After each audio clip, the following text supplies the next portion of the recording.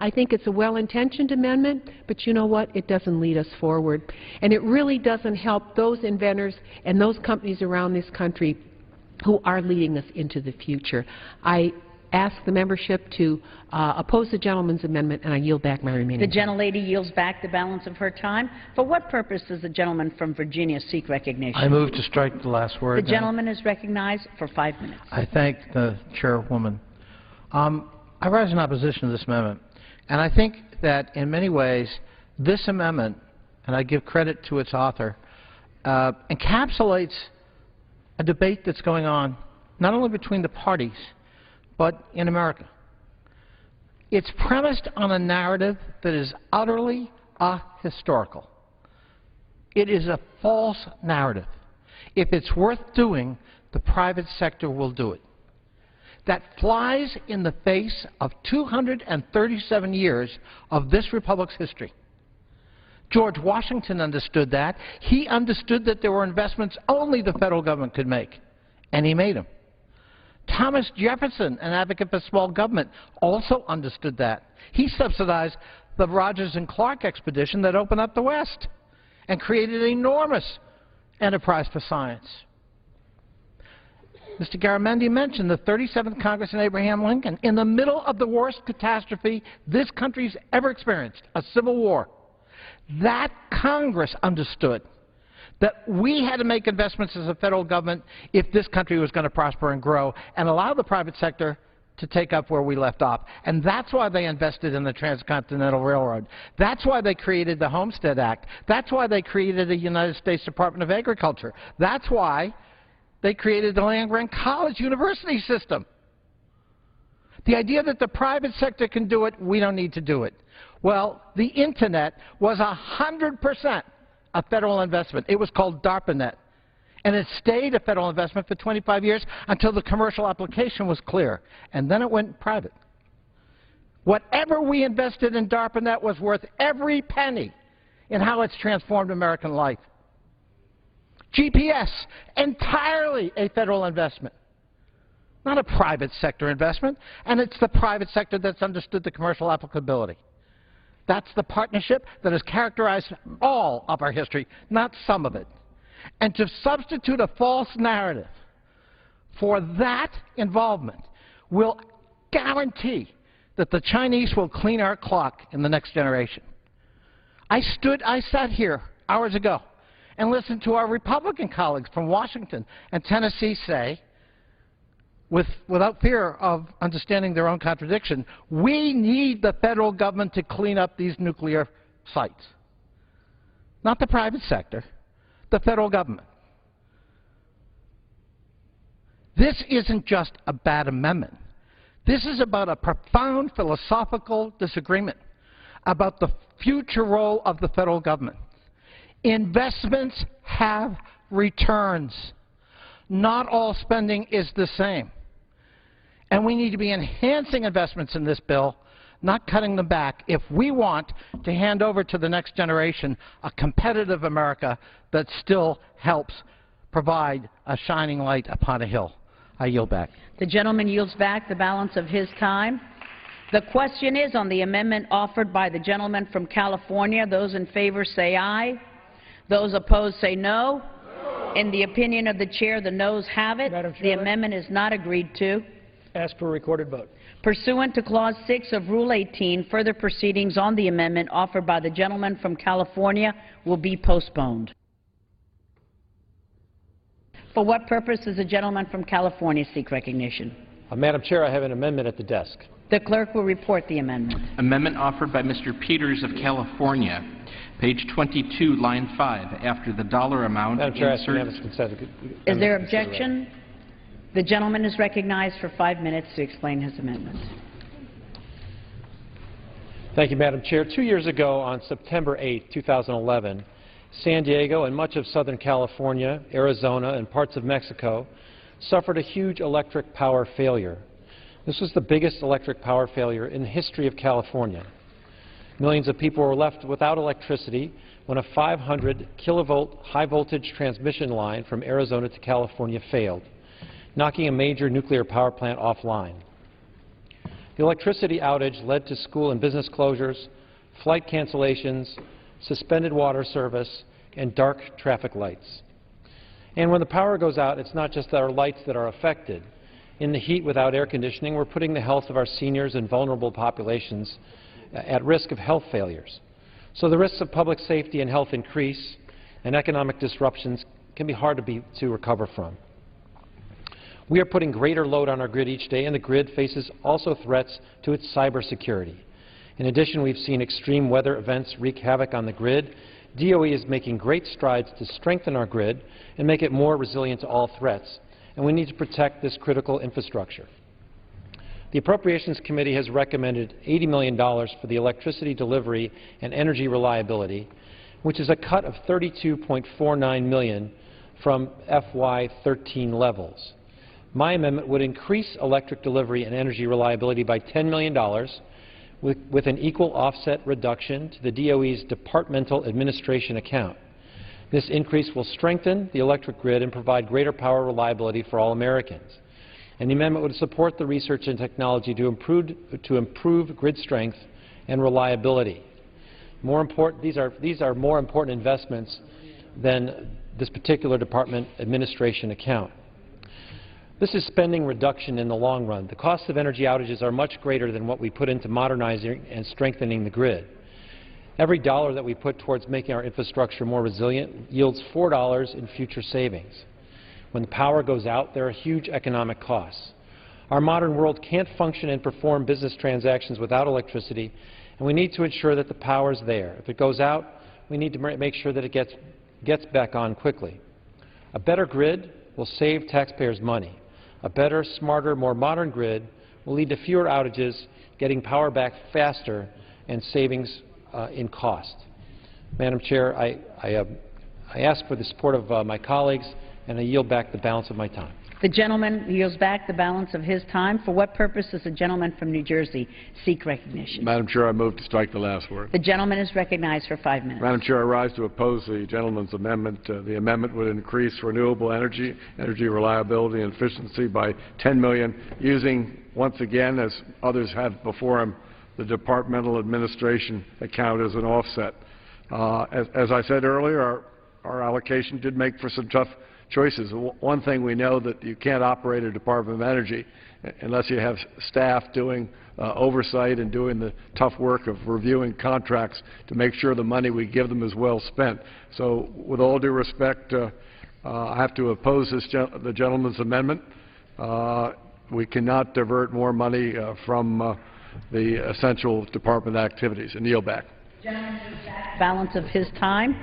The question is on the amendment offered by the gentleman from California. Those in favor say aye. Those opposed, no. In the opinion of the chair, the noes have it. The amendment is not agreed to. Madam Chair, I'd ask for a recorded vote, please. Pursuant to Clause 6 of Rule 18, further proceedings on the amendment offered by the gentleman from California will be postponed. For what purpose does the gentleman from Colorado seek recognition? Good evening, Madam Chair. I have an amendment at the desk. The clerk will report the amendment. Amendment offered by Mr. Perlmutter of Colorado. Page 22, line 5. After the dollar amount, insert increased by $15 million. I move to dispense with the reading of the amendment. Is there objection to the motion? Without objection, the gentleman is recognized for 5 minutes. Thank you, Madam Chair, and to the ranking member and the chairman of the subcommittee, thank you for your work. But there's always a but. H.R. 2609 appropriates $30.4 billion for fiscal year 2014 for the Energy Department and federal water projects, which is $4.1 billion below the President's request and $6.3 billion, 17%, below the enacted level for 2013. The reductions in H.R. 2609 undermine America's strategic energy investments and remove vital funding for laboratories such as the National Renewable Energy Lab in Golden, Colorado. Facilities such as NREL are leading proponents in energy research and innovation, and the clean energy market has grown exponentially from $1 billion a year to $211 billion per year over the past decade. This number continues to grow. Congress should be funding facilities which help to bring next-generation renewable technologies to market. These technologies are not only helping local energy entrepreneurs, but are also helping business owners drive down energy costs.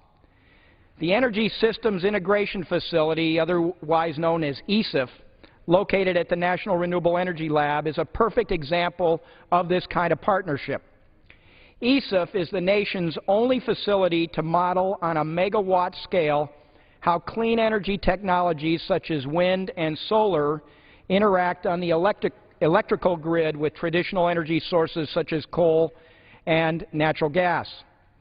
The facility is aimed at overcoming generation, transmission, distribution, and end-use challenges to support a cleaner, affordable, and more secure U.S. energy mix, including research into next-generation building technologies, microgrids, energy storage batteries, and utility-scale renewable energy. As the cost of clean energy technologies continues to come down, seamless and efficient grid integration will help make these resources and products even more affordable.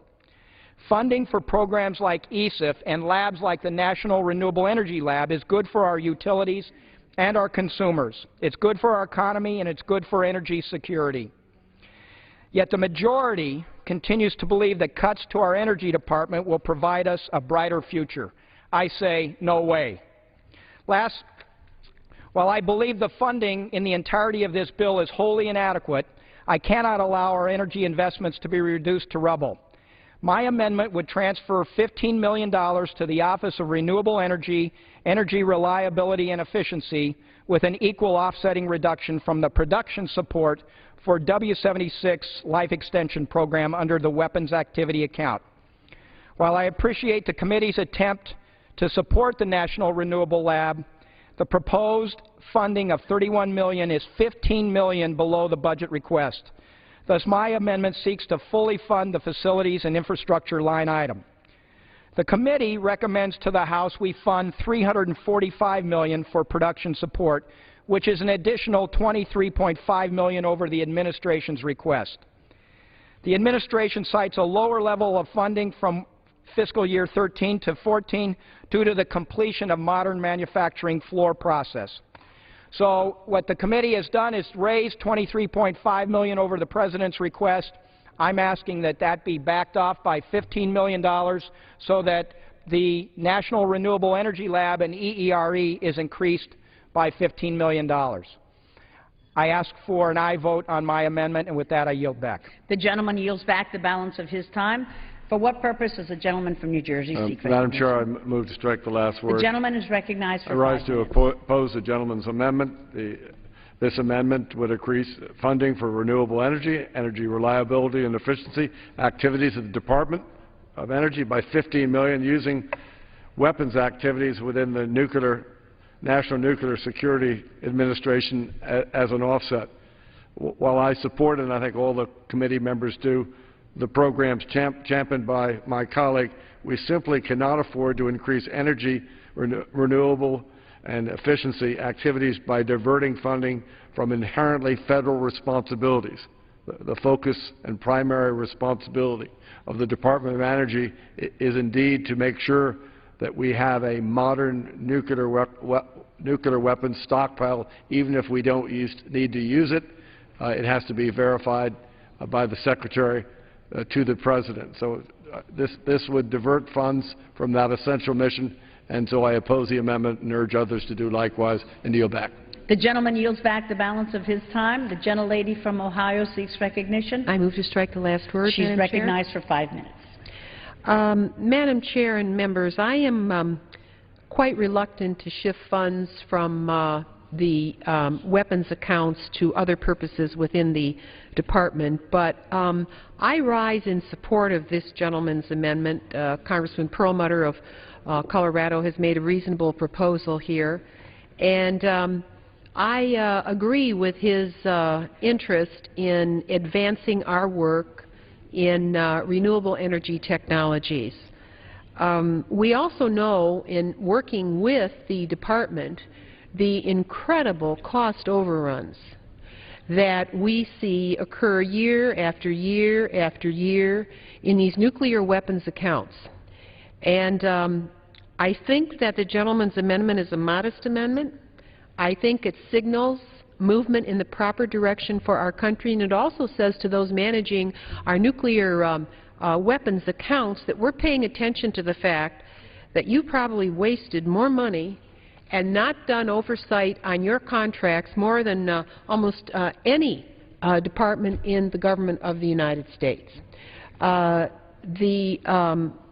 need for investment in new energy technologies is important to the country, and I think the gentleman, you know, you've done something that I think moves us down the road of new technology, and you take a very modest amount from the weapons accounts. And my own position generally supports the administration's efforts not to touch the weapons accounts unless we do so within the context of nuclear arms reduction negotiations.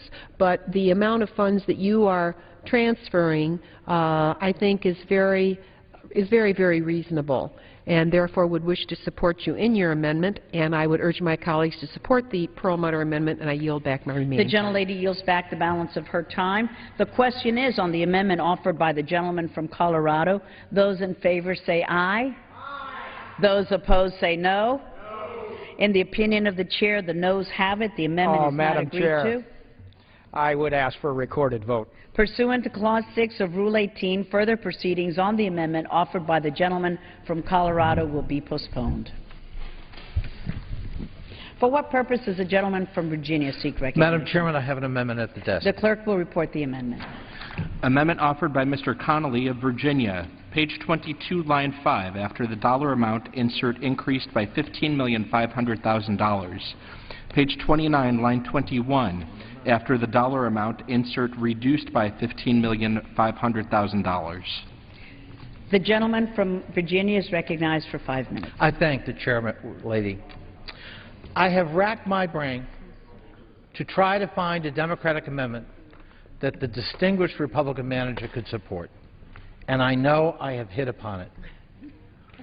A low-impact amendment, modest in the extreme, but with high payoff, and, gravy, a $3 million net savings according to the scoring. As we've learned time and time again, Madam Chairman, from weather disasters and other emergencies, having reliable and resilient energy infrastructure is absolutely vital to national security, our economy, to the stability of the community. I appreciate the committee acknowledging in its report the current strain being placed on our aging power infrastructure and the need for more modern, efficient systems. In fact, I and other members of the Sustainable Energy and Environmental Caucus have been advocating for increased federal investments to meet those very needs for some time. The Energy Efficiency and Renewable Energy Research and Development Account, a mouthful I admit, which supports the very technologies that will help modernize our power grid, unfortunately is cutting this bill by 50%.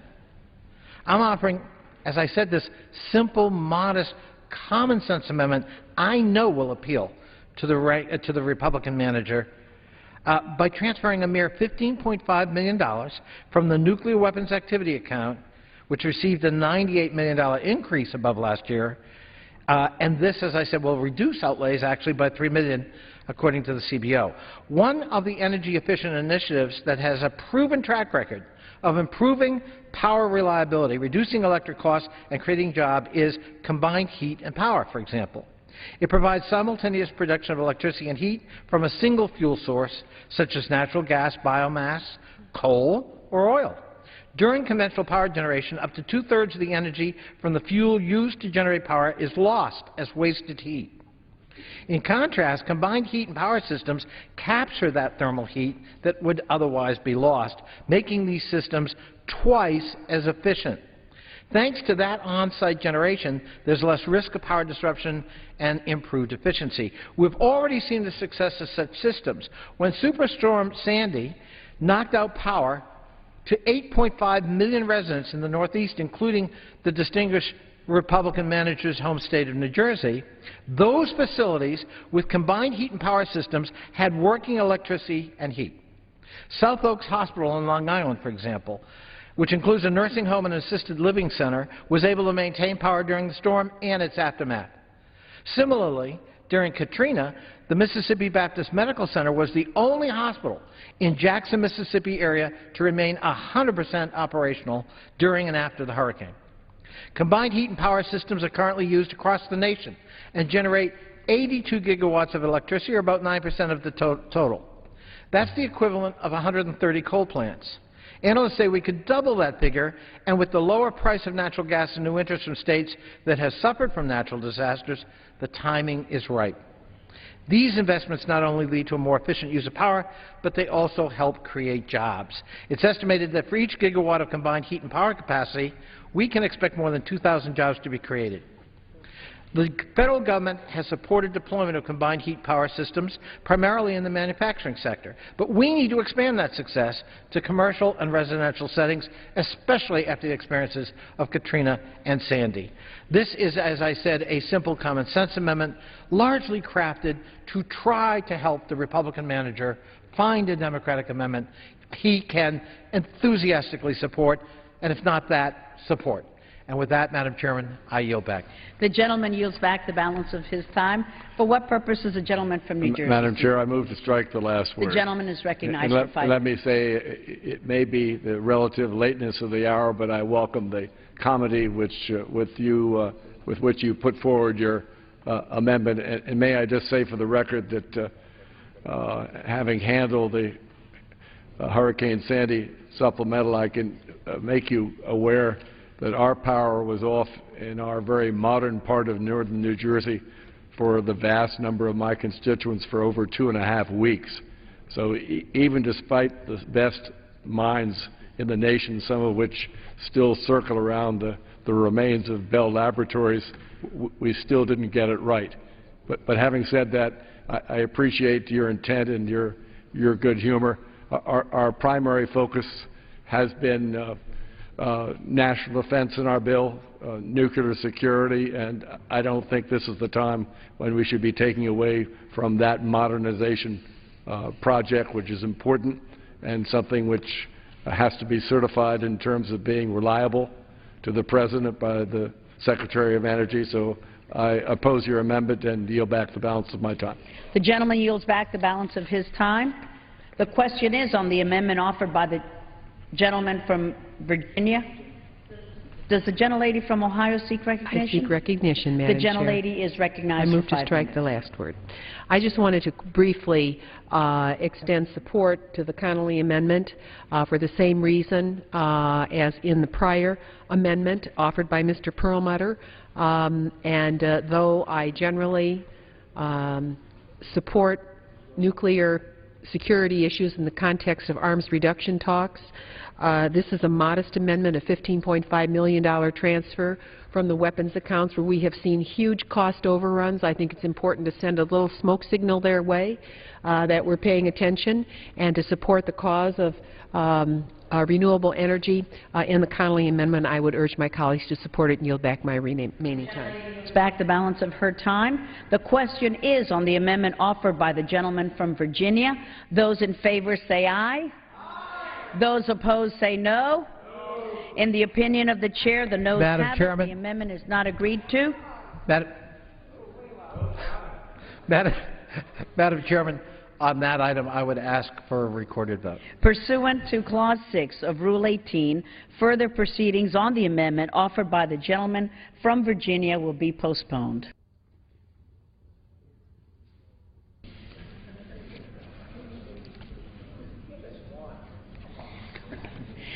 For what purpose does the gentleman from New York seek recognition?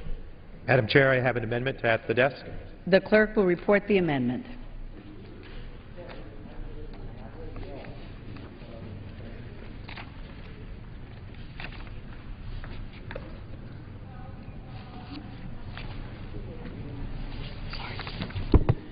Amendment offered by Mr. Tonko of New York, page 22, line 5. After the dollar amount, insert increase by $145 million. Madam Chair, I The ask clerk will suspend. unanimous consent to waive the Is reading. there objection to that? The gentleman is recognized. Madam Chair, The gentleman from I reserve New a point of Jersey. order on the gentleman's amendment. A point of order is reserved. First, The gentleman from New York is recognized. thank you, Madam Chair. First, I would like to thank Representative Welch and Representative Saban for working with me on this amendment, and thank the gentlelady from Ohio for the opportunity to share the amendment in the House. Madam Chair, this bill would be fine if we were still living in the 1950s, in a world where we had few energy limitations, no knowledge of the fact that burning fossil fuels would alter the chemistry of our atmosphere and the trajectory of our Earth's climate. We lived in a world where energy was much more affordable, and a world where the United States was the dominant economic and manufacturing power. It was also a time when there were 2 nuclear powers, and we believed that nuclear weapons were a guarantee of security. Well, it is not the 1950s, and this bill does not meet our present or future needs. The overall funding level is too small, and the funding distribution reflects the wrong priorities. Our amendment addresses just 2 of the important programs that are grossly underfunded in this bill: the Weatherization Assistance Program and the State Energy Program. Energy is a significant part of families' budgets, and its cost is especially burdensome for low-income families and the elderly who live on fixed incomes. Burning fossil fuels generates emissions that are leading us into a much warmer future, and one with unstable, unusual weather patterns. We cannot afford to reduce our support of energy efficiency. Our amendment provides additional funds in the energy efficiency account to raise the funding for the State Energy Program from the $12 million in the bill to $50 million. In addition, it provides an increase of $107 million for the Weatherization Assistance Program to restore this program to $184 million, a level that will provide benefits to homeowners across this country. The Weatherization Assistance Program is the largest residential efficiency program in the nation. The sequestration and low allocation for fiscal year 2013 have put this important program at risk in many of our states. The demand has not gone away. Individual consumers are still faced with significant energy bills, and those who are elderly or disabled or whose income is not sufficient to make investments in weatherization themselves rely heavily on this program for assistance. The amendment also restores funds for the State Energy Program. SEP is a cost-shared program, a partnership between the federal government and the states. The State Energy Program enables states to assist with the development of energy efficiency and renewable energy projects, such as improving the efficiency at our hospitals and our schools, working with utilities and energy service companies to install clean energy and energy efficiency projects, and supporting private sector energy innovations through business incubators and job training. Each dollar of SEP funding produces significant returns. A study by the Oak Ridge National Laboratory found that every dollar of SEP federal funds are leveraged by $10.71 of state and private funds and results in $7.22 in energy cost savings. The modest investments we have made in these 2 programs have paid for themselves many times over throughout the country. They have produced benefits in the form of better insulated, more comfortable homes, jobs, savings on energy bills, product improvements, and greater energy security. We continue to ignore problems, neglect our infrastructure, and disinvest in our communities at our peril. These programs make a modest but important contribution to job creation and energy security. I urge you to support this amendment and keep the important work done through these programs moving forward. With that, I'll yield back. The gentleman yields back. The gentleman from New Jersey is Madam recognized. Chair, I insist on my point of order. The gentleman is recognized. Madam Chair, the amendment proposes to amend portions of the bill not yet read. The amendment may not be considered en bloc under Clause 2F of Rule 21 because the amendment proposes to increase the level of outlays in the bill. The object being increased has first-year outlays of $72,500,000. The objects being decreased have decreased first-year outlays of $71,250,000, leading to a net outlay increase of $1,250,000. I ask for a ruling of the Chair. Does any member wish to be heard on the objection? If not, the chair is prepared to rule. To be considered en bloc pursuant to Clause 2F of Rule 21, an amendment must not propose to increase the levels of budget authority or outlays in the bill. Because the amendment offered by the gentleman from New York proposes a net increase in the levels of outlay in the bill, as argued by the chairman of the Subcommittee on Appropriations, it may not avail itself of Clause 2F to address portions of the bill not yet read. The point of order is sustained.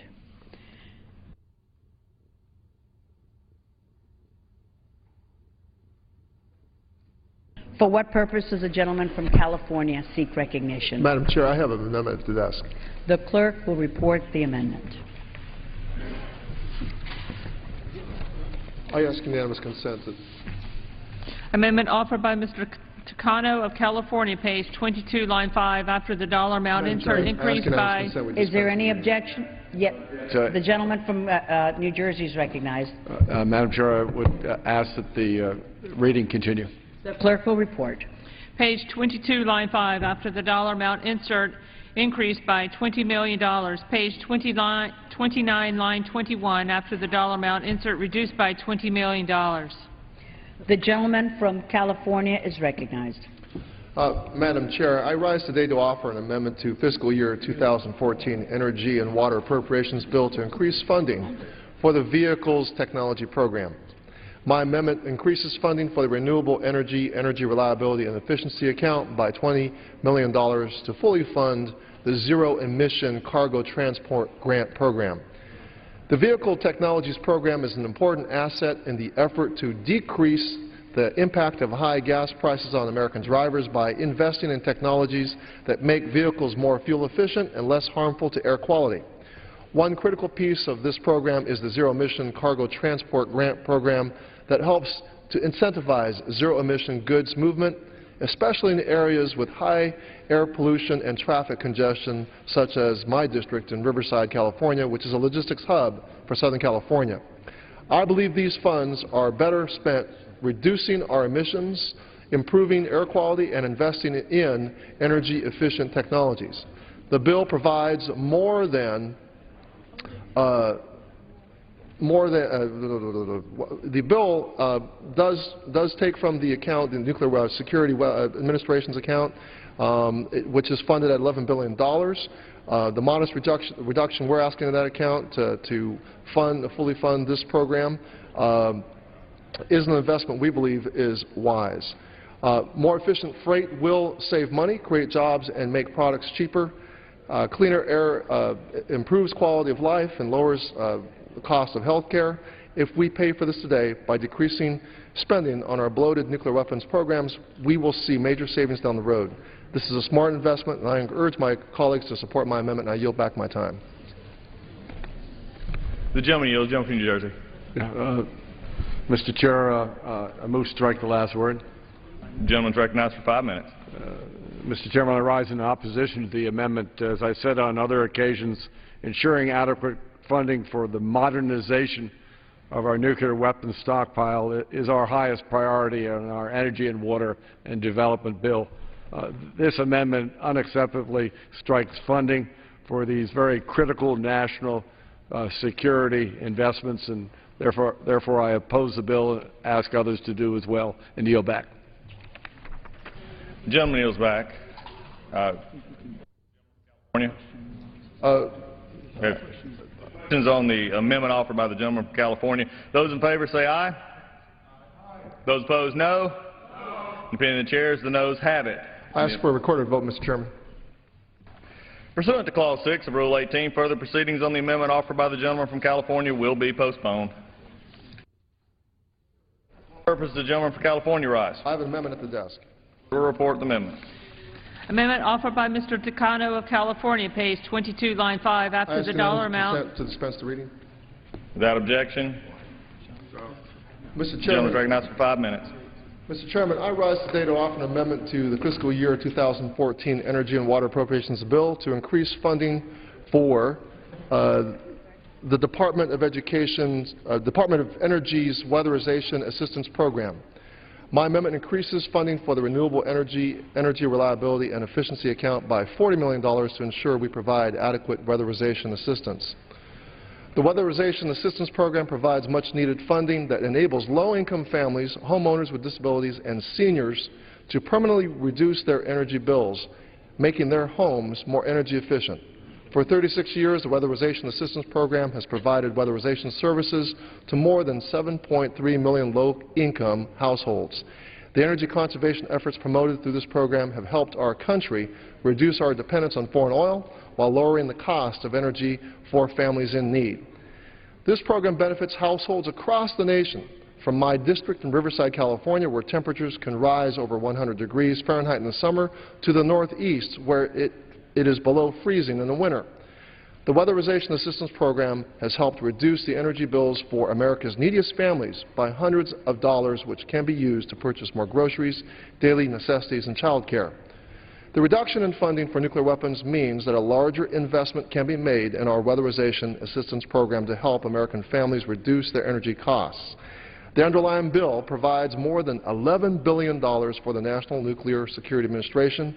I believe the modest reduction of $40 million to the nuclear weapons account means that we are better, is money that's better spent on programs like the Weatherization Assistance Program that supports jobs, businesses, homeowners, and reduces our energy dependence. I urge my colleagues to support my amendment, and I yield back the balance of my time. Gentleman yields back. Gentleman from New Jersey. Is recognized for 5 minutes. Mr. Chair, I move to strike the last word. Recognized for 5 Again, minutes. our committee's priorities are well known. The modernization of our nuclear stockpile is a national security issue. We need to continue to make those investments. I oppose the amendment and yield back the balance of my time. The gentleman yields back. The question is on the amendment offered by the gentleman from California. Those in favor say aye. Those opposed, no. In the opinion of the chairs, the noes have it. I demand a recorded vote, Mr. Chairman. Pursuant to Clause 6 of Rule 18, further proceedings on the amendment offered by the gentleman from California will be postponed.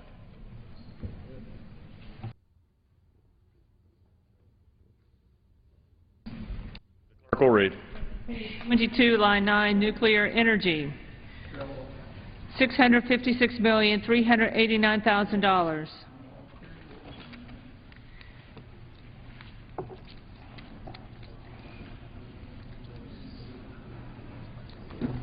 For what purpose the gentleman from Nevada rise? Mr. Chairman, I have an amendment at the desk. Clerk will read.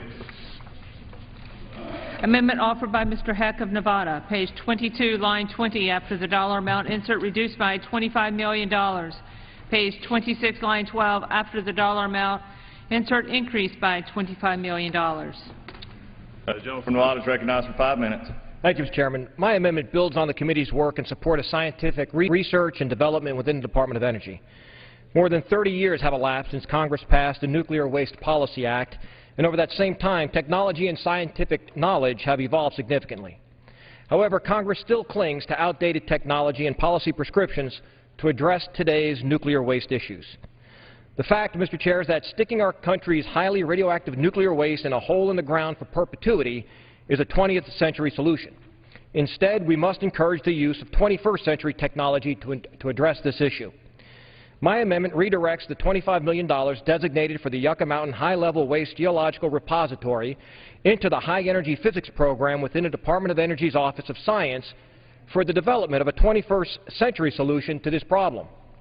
The High Energy Physics Program is currently researching and developing ways to use accelerator technology to reduce the toxicity of nuclear waste, transforming it into a more stable, less hazardous form. According to a report released by the Department of Energy, quote, the United States, which has traditionally led the world in the development and application of accelerator technology, now lags behind other nations, and in many cases, and the gap is growing, end quote.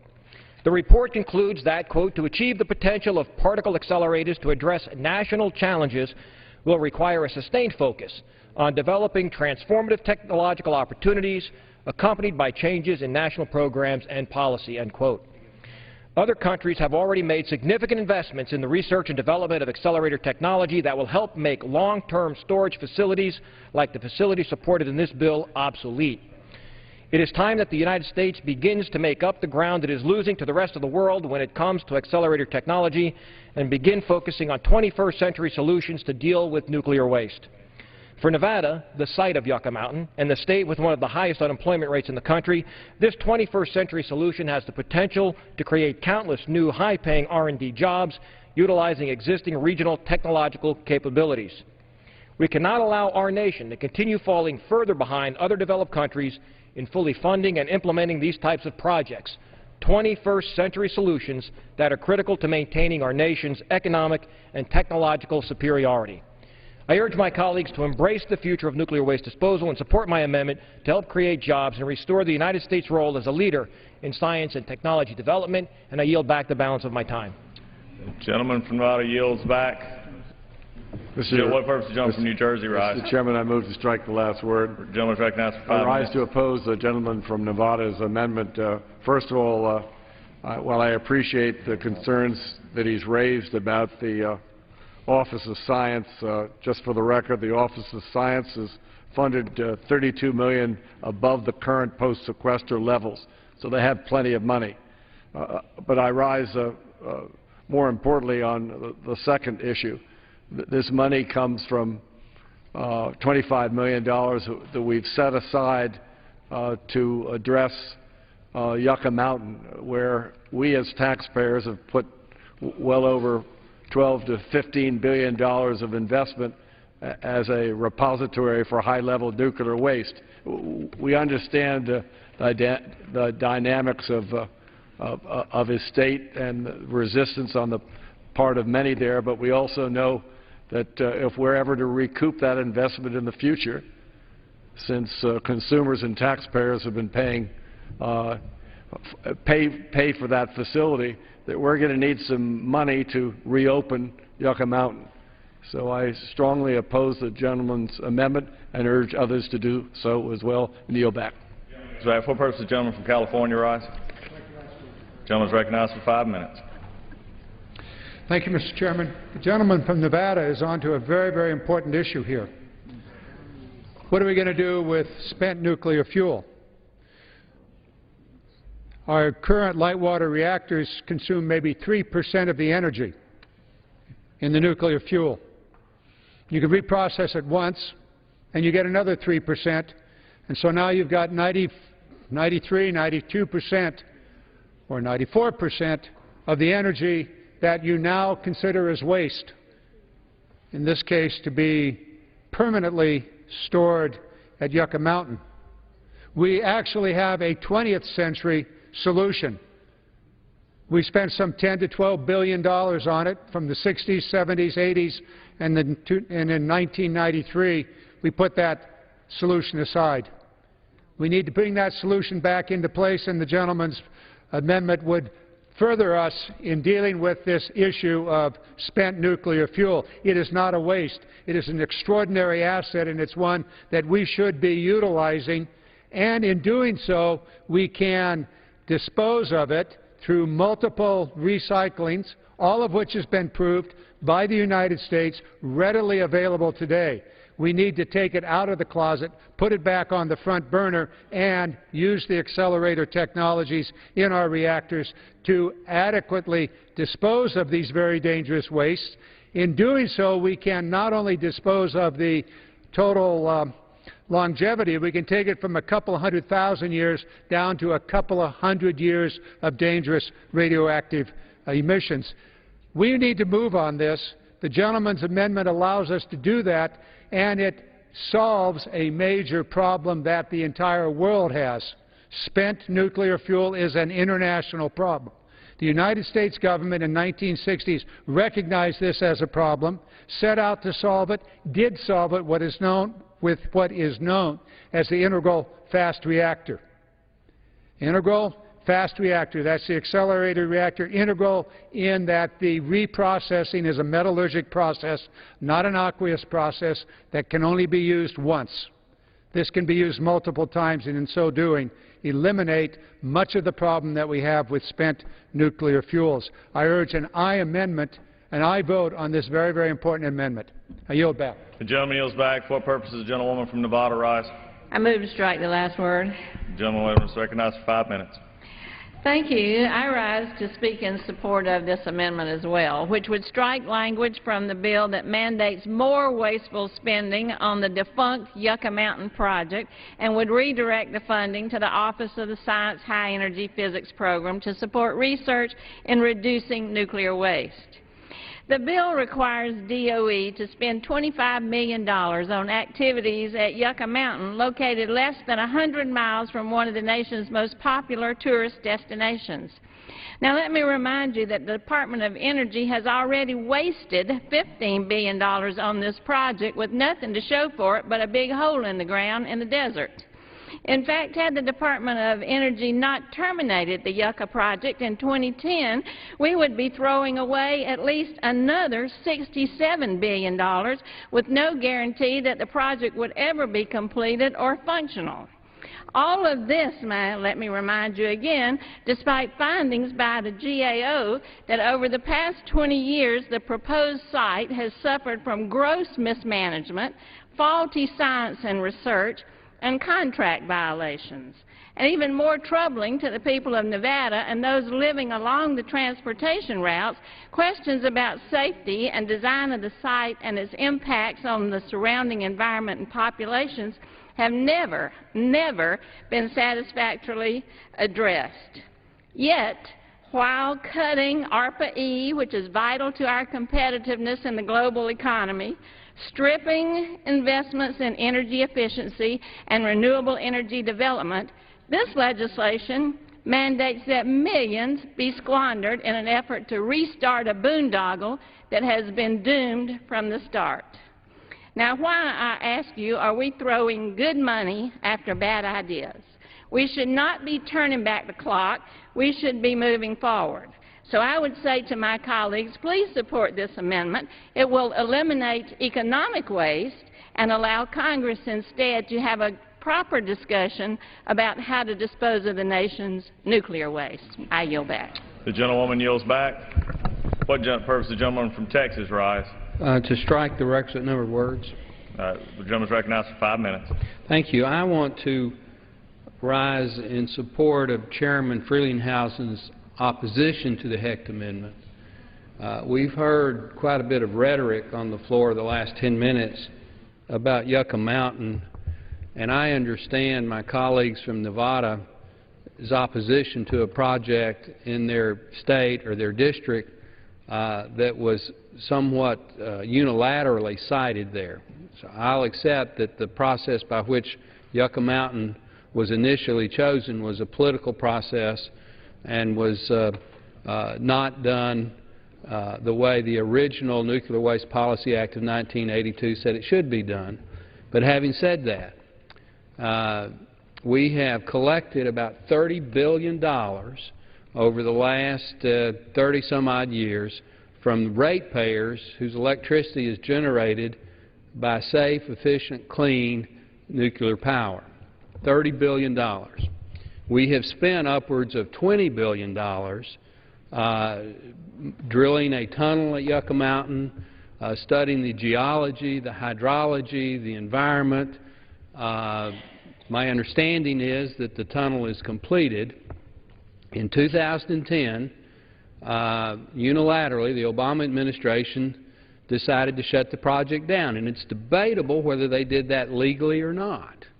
But having said that, the bill that's coming out of the Appropriations Subcommittee, all it does is allocate money that's already been collected to go ahead and finish the site review at Yucca Mountain to determine whether it is, in fact, a safe place to store high-level nuclear waste. Now, keep in mind that we have over 100 operating nuclear reactors around the country today, and the waste that they generated is stored on site.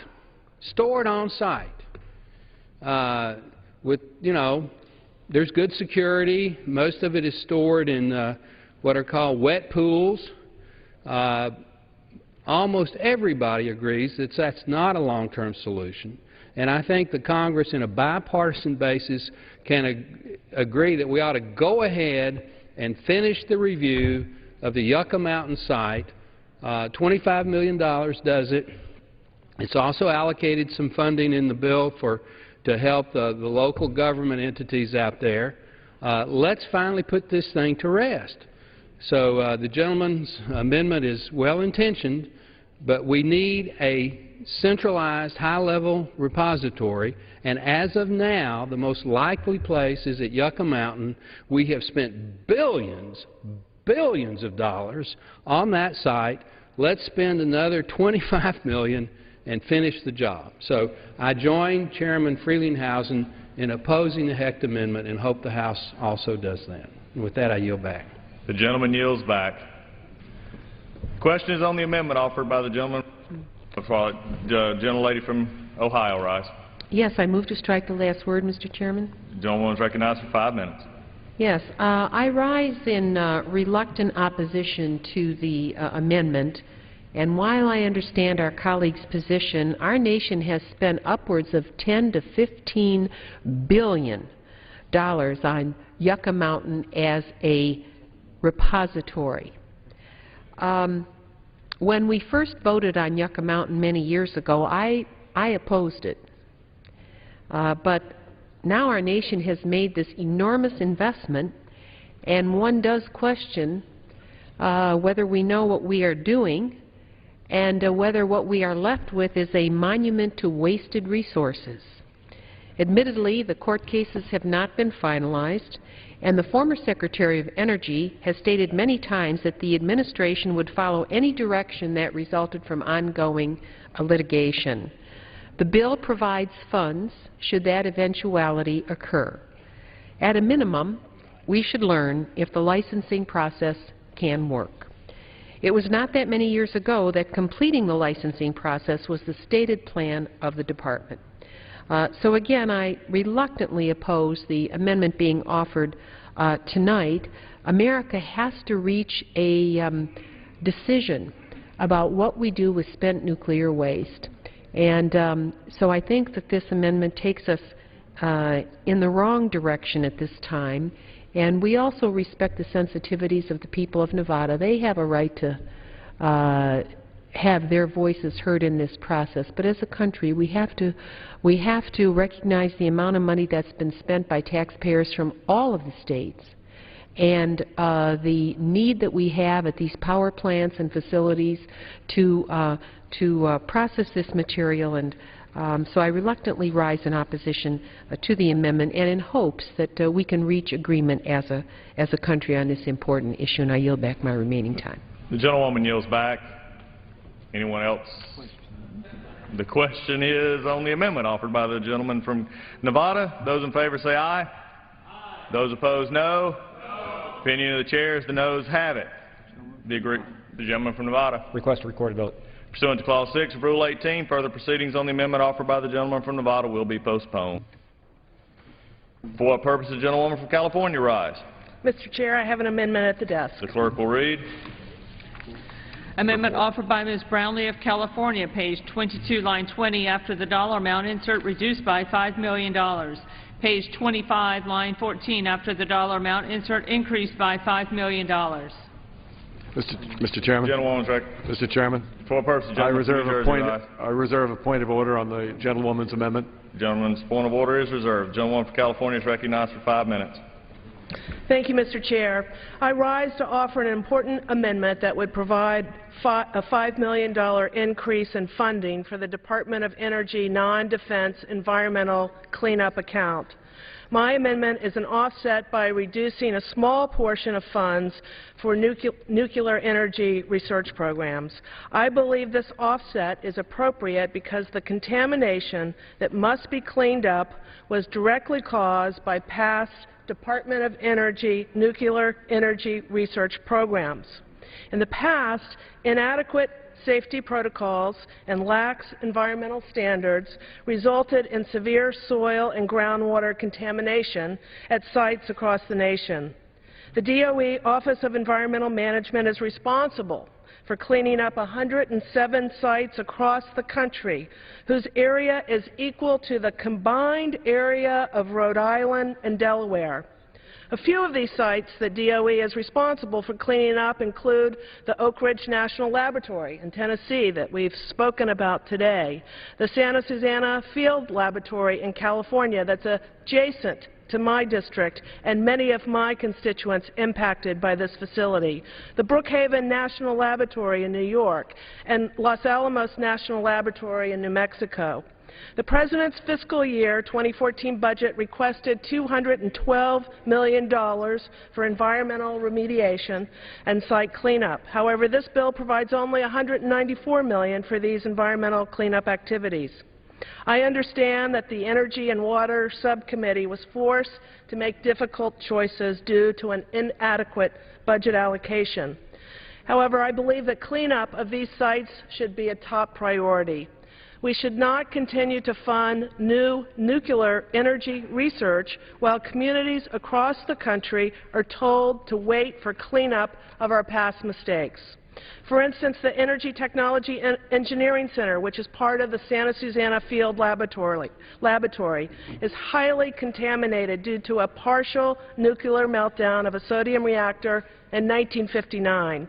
This partial nuclear meltdown, which was covered up until 1989, contaminated the soil and groundwater in the entire area and has resulted in cancer clusters among nearby residents and my constituents.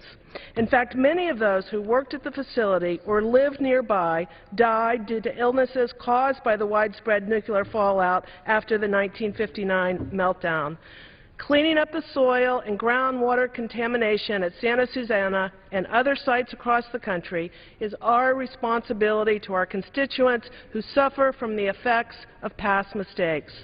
My amendment simply increases this cleanup account by $5 million for a total of $199 million, which is still below the $212 million requested by the President. I urge my colleagues to support my common sense amendment to increase funds for the Department of Energy non-defense environmental cleanup account.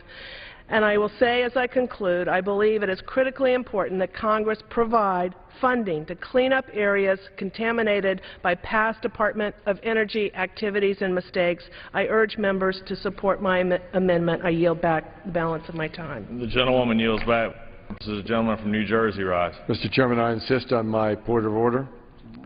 Mr. Chairman, the amendment proposes to amend portions of the bill not yet read. The amendment may not be considered en bloc under Clause 2. F of Rule 21 because the amendment proposes to increase the level of outlays in the bill. Non-defense environmental cleanup outlays at 65%, an increase in outlays of $3,250,000, and nuclear energy outlays at 55%, a decrease in outlays of $2,750,000, resulting in a net increase in outlays of $500,000.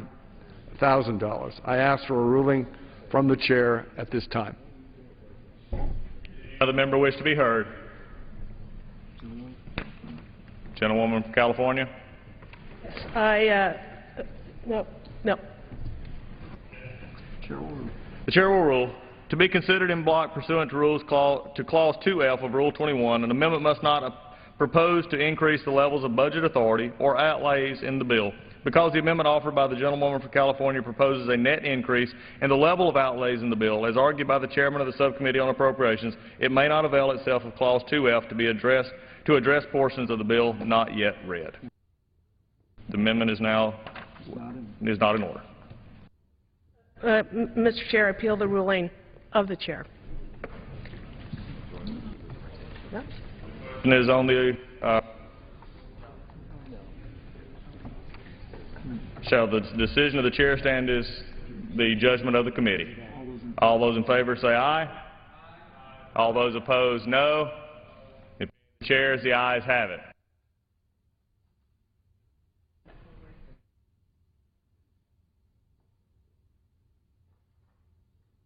The clerk will read. Page 23, line 13, fossil energy research and development, $450 million.